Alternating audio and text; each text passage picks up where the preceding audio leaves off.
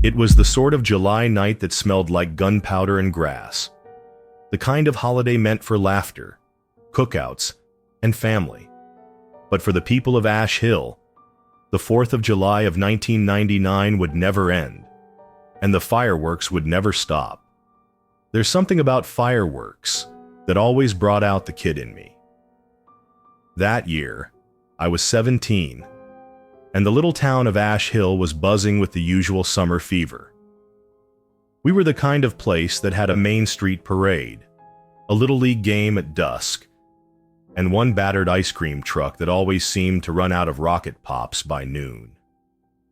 Our family, my dad, mom, little brother Jamie, and me, staked out a spot on the hillside that overlooked the fairgrounds.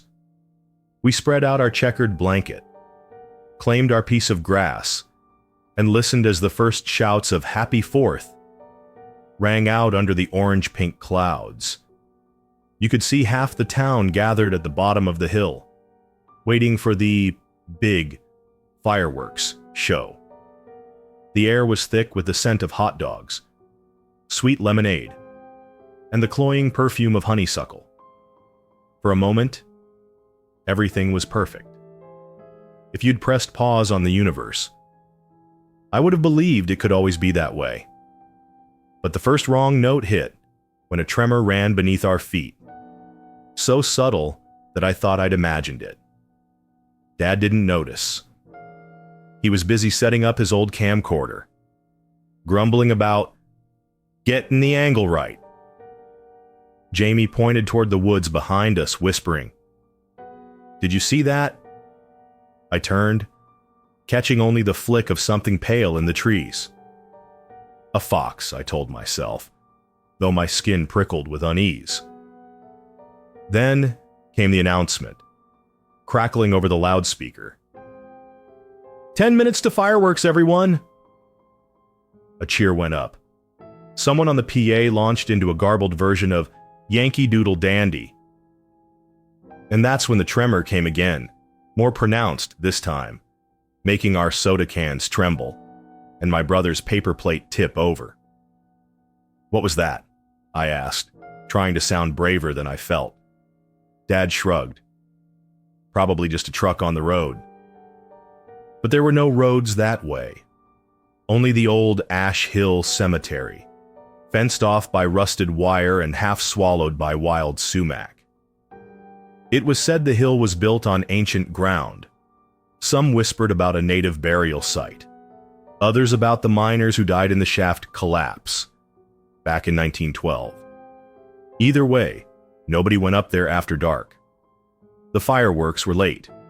5 minutes turned to 10, then 15. The kids down by the bandstand started sparklers, but their glow seemed wrong, pale and sputtering. Even the mosquitoes were silent. The announcer's voice, shaky now, came over the PA. "Ladies and gentlemen, please stay calm. We're experiencing technical difficulties. Please remain seated." A woman's scream cut through the lull. It came from somewhere close, the edge of the woods behind us. Then the fireworks began, not with a whistle or a bang, but a roar so deep I felt it in my chest. But it wasn't coming from the fairgrounds. It was coming from below. A column of blue fire burst from the ground at the cemetery's edge, searing the night in unnatural electric color. The ground split open, dirt raining down as if the earth itself were being peeled back. People started to run, but it was like the hill was gripping them, holding them down. Shapes rose from the cracked ground, at first formless, but then more distinct. I saw faces, pale and hungry, eyes empty but burning with a strange blue fire. Their clothes were old, ragged, miners' overalls, petticoats stained with dirt. One by one, they began to float up the hill, mouths open in silent screams. The fireworks didn't stop. They multiplied. Columns of blue flame and ghostly figures spiraling skyward, mixing with the smoke and ash. People screamed and scattered, but some were pulled toward the flames, as if yanked by invisible hands. The fairground below turned into a chaos of running shadows, children crying, parents dragging them to cars that wouldn't start. Jamie was clutching my arm so hard it hurt. "What's happening?" he sobbed. Dad tried to shield us, but the earth heaved, splitting the grass at our feet. My mother fainted as a cold wind swept over us, carrying whispers in a language I'd never heard, but somehow understood. "We're not supposed to be here," the wind seemed to say. "This is their night." A figure drifted past me, her hair long and tangled, a lantern swinging from her hand. For a second, she looked right at me, her face half rotted, and I saw that her eyes were full of stars. All at once, the blue fire arced across the sky, meeting the official fireworks as they finally launched. A desperate attempt at normalcy from the trapped men at the launch panel. But their red, white, and blue exploded into blue, white, and shadow, mixing with the spectral flames. The last thing I remember was being lifted off the ground, weightless, terrified, before everything went blindingly white. I woke up the next morning in the grass, dew-drenched and cold. The fairgrounds were empty, except for a few confused, silent survivors.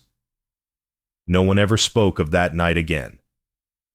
The town memorialized it as a tragic fireworks accident. But every year since, on the 4th of July, blue lights rise from Ash Hill after midnight.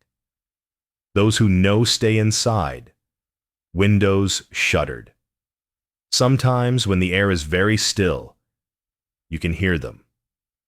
Those who never left, singing their own wordless anthem beneath the earth, waiting for the next spark.